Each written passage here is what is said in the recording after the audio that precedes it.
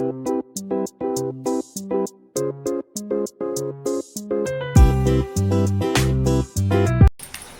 Kitchen मध्ये नमस्ते. मी बनवते शेंगदाण्याचं लाडू.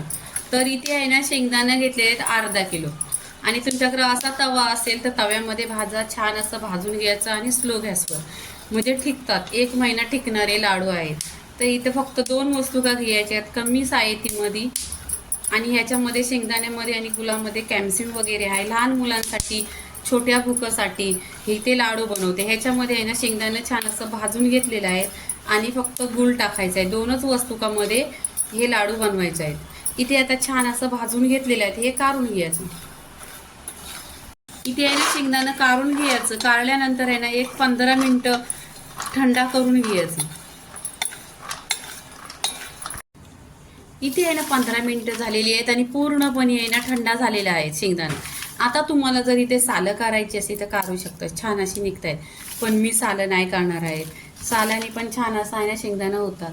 आणि शेंगदाण्यामध्ये विटामिन आहे, त्याच्यामुळे आहे ना लहान मुलांना हे शेंगदाण्याचे लाडू खायला शरीरासाठी चांगलं आहे.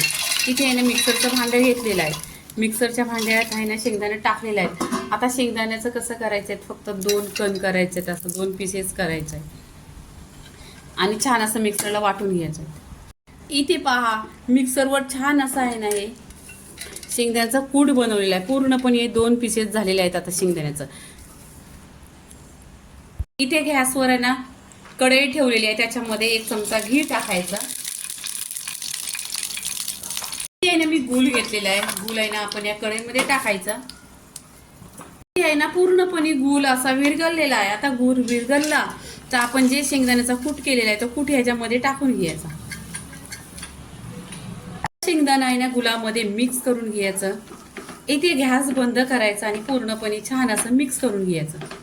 हा पूर्णपणे मिक्स केलेला आहे. आता थोडा थंडा करायचा आणि छान असं लाडू बनवायचं. इथे पहा, आता आहे ना आपण हातावर घ्यायचं आणि छान असं गोल एकदम लाडू बनतायत. पूर्णपणे तुम्हाला कसं शेप पाहिजे, छोटं मोठं तसं करून घ्या. पूर्णपणे हे करून घेते. लाडूची रेसिपी झालेली आहे. लाईक करा, शेअर करा, सबस्क्राईब करा आणि नेहमीच खात राहा. धन्यवाद.